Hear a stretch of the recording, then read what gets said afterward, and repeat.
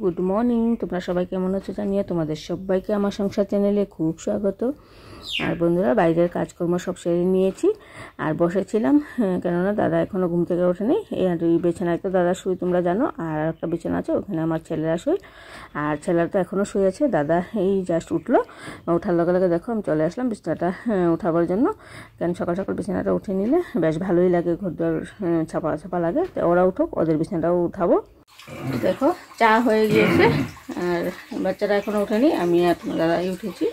আমাদের দুজনের জন্য চা বানিয়ে নিয়েছি। এই দেখো আমাদের দুজনের জন্য চা। চলো দাদাকে চাটা দিয়ে আসি, আর আমিও চাটা খেয়ে নিই। দেখো আমার স্নান কমপ্লিট হয়ে গিয়েছে। সকালের বাসি কাজকর্ম তোমাদেরকে এমনটা বেশি কিছু শেয়ার করিনি, অল্প স্বল্পই করেছি, কেননা আজকে আমার ছোটো ছেলেরা স্কুল ছিল, তার জন্য একদম তাড়াহুড়ো লেগে গিয়েছে। আর সকাল থেকে অল্প অল্প বৃষ্টিও পড়ছিল, তার জন্য তোমাদেরকে সব কিছু শেয়ার করিনি, অল্প স্বল্প শেয়ার করেছি। আর এখন দেখো স্নান করে একবারে ঠাকুর সপা দিয়ে তারপরে তোমাদের সামনে আসলাম। তো যাই হোক, আজকে দুপুরের রান্নার জন্য সকালে ওরা সবাই খেয়ে নিয়েছে। সকালে সিদ্ধ ভাত করেছিলাম, আমার ছোটো ছেলে স্কুলে খেয়ে গিয়েছে, আর দাদাও খেয়ে চলে গেছে, আর আমার বড় ছেলে এখন স্নান করতে গেছে। তো সে ভাতটা খাবে, ওর জন্য বেড়ে রেখেছি। আর দুপুরের রান্নার জন্য আজকে দাদা গিয়েছে বাজারে, জানি না কী আনবে। তো আমি সকালে স্নানের আগে একটা কাঁঠাল কেটে রেখেছিলাম, তো ভাবছি কাঁঠালের তরকারি বানাবো। আর আমার ছেলে গাছে থেকে কয়েকটা বকফুল পেড়ে দিল। এই যে দেখো কয়েকটা বকফুল পেড়ে রেখেছে। ও বকফুলের বড়াটা খুব পছন্দ করে, তার জন্য গাছে থেকে নিজে পেড়ে আনলো স্নানের আগে, আর বলছে মা আমাকে ভেজে দেবে এগুলো। তাই বকফুলের বড়া আর কাঁঠালের তরকারি দুপুরে বানাবো। আর দাদা দেখি বাজার থেকে কী আনে। আজকে দুপুরে কী রান্না করবো তোমাদেরকে বলেছিলাম, কাঁঠালের তরকারি। কাঁঠালটা দেখো এরকম টুমটুম করে কেটে সিদ্ধ করে নিয়েছি একদম নরম করে। আর এখানে একটা আলু সিদ্ধ করে নিয়েছি, আর অল্প নুন দিয়েছি। এখন হলুদের গুঁড়া দিয়ে দেবো,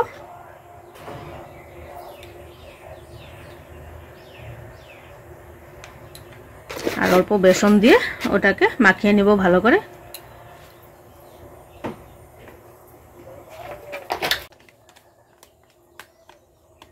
দেখো আন্দাজ মতো বেসন দিয়ে দিলাম।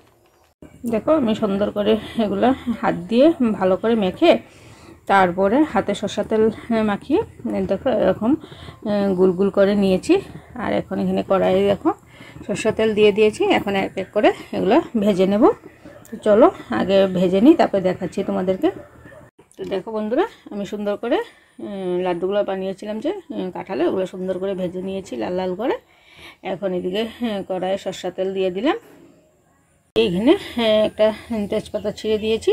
আর এদিকে চলো তোমাদেরকে দেখাই মশলা কি করে রেখেছি।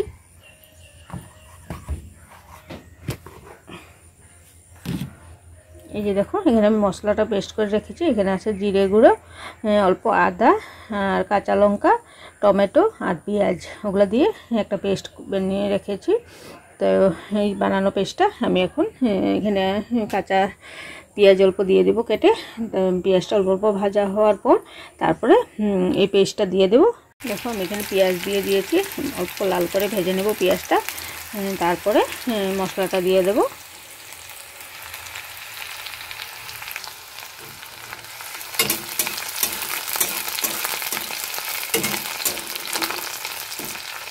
দেখো পেঁয়াজটা ভাজা ভাজা হয়ে গিয়েছে, এখন মশলাটা দিয়ে দিই।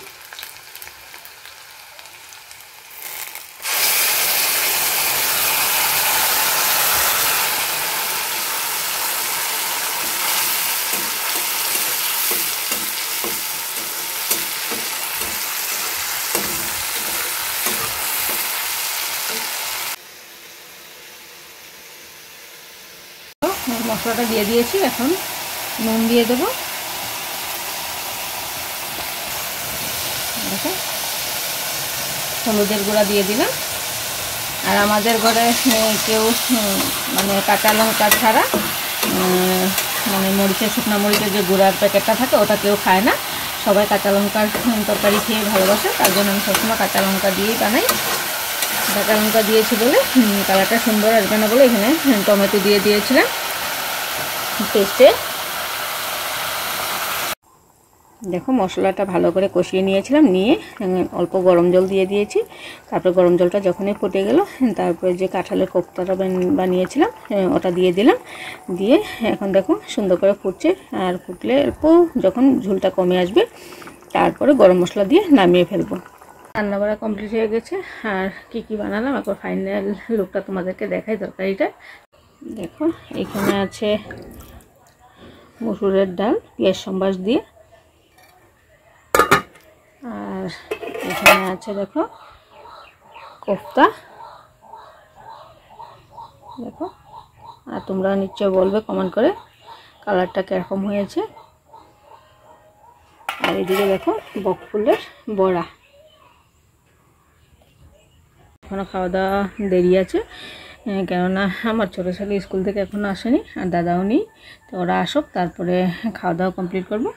আর এখন আমি অল্প আমার বড় ছেলে টিভি দেখছে, তাই এখানে বসে অল্প টিভি দেখে নেব। তারপর ওরা আসলে পরে ওদেরকে খাওয়া দাওয়া দিয়ে তারপর আমিও খাওয়াটা সেরে নেব।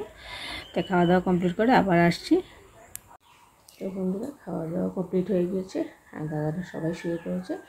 আমিও রান্নাঘরের কাজ সেরে তারপরে আসলাম শুতে। তো ভিডিওটা আজকের মতো এখানেই থাকো। তোমরা সবাই ভালো থেকো, সুস্থ থাকো। তোমাদের সবাইকে গুড নাইট। দেখা হবে আর একটা নতুন ভিডিওর সাথে।